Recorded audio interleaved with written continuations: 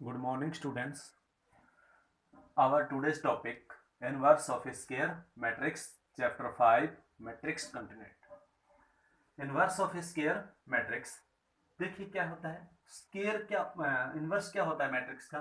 For square matrix A order N, कोई भी square matrix है उसका ऑर्डर कितना है एन, उसके लिए देयर एग्जिस्ट, उसके लिए कोई ना कोई स्केयर मैट्रिक्स जरूर एग्जिस्ट करेगा, यानी कि उसके लिए कोई ना कोई स्केयर मैट्रिक्स भी जरूर होगा जिसका ऑर्डर भी एन होगा। सच दैट क्या हो जाएगा A multiply B is equal to, या B multiply A is equal to I n, यानी कि आइडेंटिटी मैट्रिक्स आ जाएगा। यानी कि किसी भी जो मैट्रिक्स आपके पास एग्जिस्ट करेगा बी, उसकी ए के साथ मल्टीप्लाई करो या बी की ए के साथ मल्टीप्लाई करो, तो आपके पास कौन सा मैट्रिक्स आना चाहिए, आइडेंटिटी मैट्रिक्स आना चाहिए। तो उस कंडीशन में क्या हो जाएगा, बी जो होएगा वो आपका इनवर्स हो जाएगा किसका, ए का। अब देखिए बी इनवर्स हो गया किसका, ए का, तो कहने का मीनिंग बी है वो जो इनवर्स हो गया ए का, इसका मीनिंग क्या हो गया, ए इनवर्स है वो इक्वल हो गया किसके, बी के। क्योंकि inverse of A square matrix ए, कोई भी स्केयर मैट्रिक्स ए है उसका जो इनवर्स है उसको लिखा जाता है, ऐसे डिनोट किया जाता है ए इनवर्स के द्वारा। ए इनवर्स, इसका ए का इनवर्स कौन है, बी, यानी कि बी की वैल्यू क्या आ गई, ए इनवर्स। ए इनवर्स आपके पास ये रिजल्ट आपके पास है, तो ए को ए रख लिया, बी की वैल्यू फिल कर दी ए इनवर्स, तो बी की वैल्यू फिल कर दी A inverse into A is equal to I n. तो ये रिजल्ट हमेशा आएगा किसी भी मैट्रिक्स को, उस मैट्रिक्स को उसके इनवर्स के साथ मल्टीप्लाई अगर हम करेंगे तो हमें आइडेंटिटी मैट्रिक्स प्राप्त होगी। Now we have to find A inverse.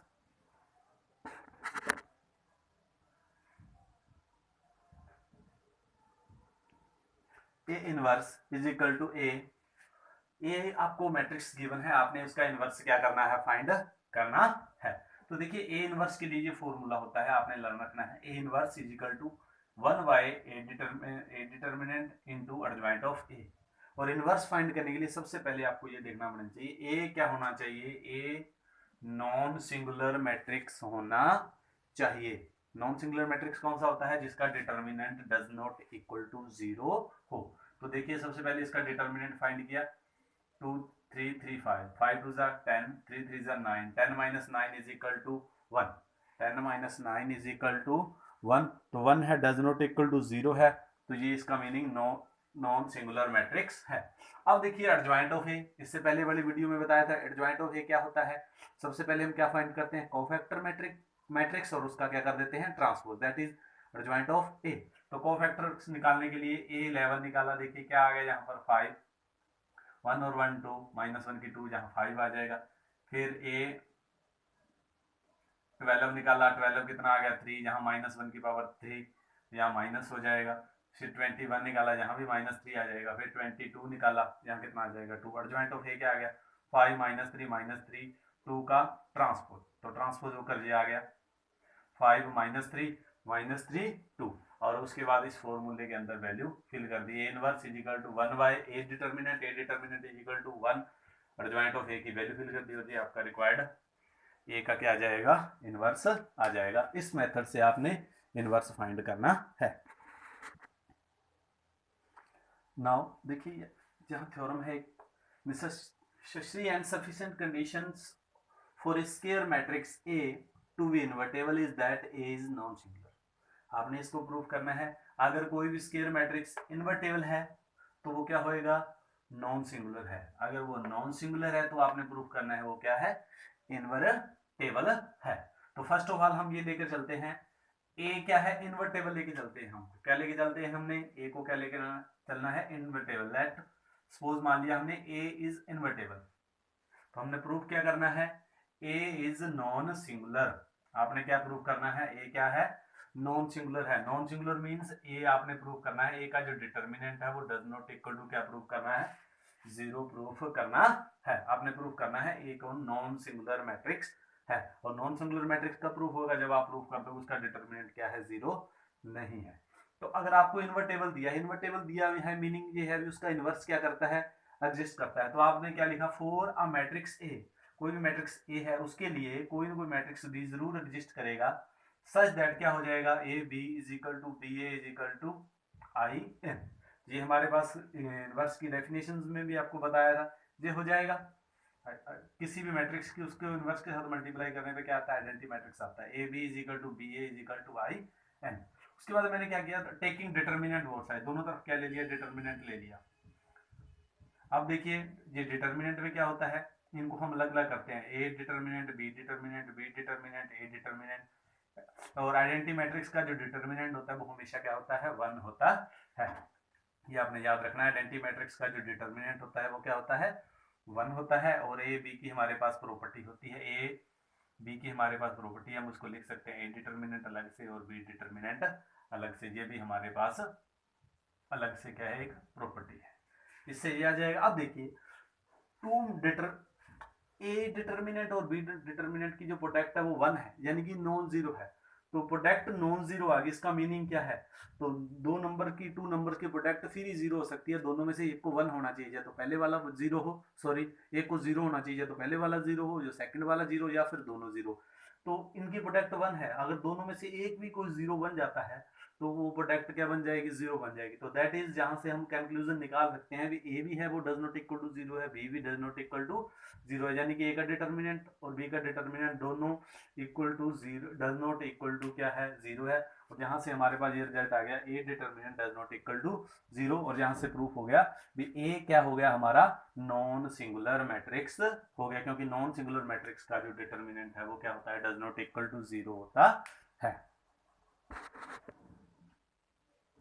Now second part में हमें देखिए, फर्स्ट पार्ट में हमने प्रूव कर दिया A determinant does not equal to zero, यानी कि आपने प्रूव कर दिया A is non singular matrix. तो अब हमें सेकंड पार्ट में हम लेकर चलेंगे, ए कोई नॉन सिंगुलर है, मैट्रिक्स है, उसका यानी कि determinant does not equal to zero है, हमने प्रूव करना है वो क्या है, इन्वर्टेबल है। क्या है, इन्वर्टेबल है। फर्स्ट में हम इन्वर्टेबल लेके चले थे, इसको नॉन सिंगुलर प्रूव किया था फर्स्ट पार्ट में, सेकंड पार्ट में हम इसको नॉन सिंगुलर लेके चलते हैं और हमने प्रूव करना है ये इन्वर्टेबल है। और इन्वर्टेबल है तो कंडीशन हमने ये प्रूव करना पड़ेगा, A B is equal to B A is equal to I N, ये कंडीशन हमें क्या करनी पड़ेगी, प्रूफ करनी पड़ेगी अगर इन्वर्टेबल है तो हमारे पास देखिए लास्ट एक्सरसाइज एडजॉइंट ऑफ वाली एक्सरसाइज, इससे पहले वाली एक्सरसाइज में एक क्वेश्चन था, एक रिजल्ट आया था हमारे पास, A into adjoint of A is equal to adjoint of A into A is equal to A determinant into identity matrix of order n, ये रिजल्ट आया था।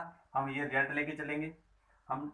और देखिए ए डिटर्मिनेंट है तो पूरे तीनों को हम डिवाइडेड बाय ए डिटर्मिनेंट्स, तीनों को हम ए डिटर्मिनेंट से क्या कर देंगे, डिवाइड, इसके भी डिवाइड में ए डिटर्मिनेंट आ गया, इसके भी डिवाइड में ए डिटर्मिनेंट आ गया, इसके डिवाइड में जब ए डिटर्मिनेंट आएगा तो ए डिटर्मिनेंट के साथ ए डिटर्मिनेंट क्या हो जाएगा, कैंसिल, तो आपके पास ये आइडेंटिटी मैट्रिक्स बच जाएगा ऑर्डर एन का।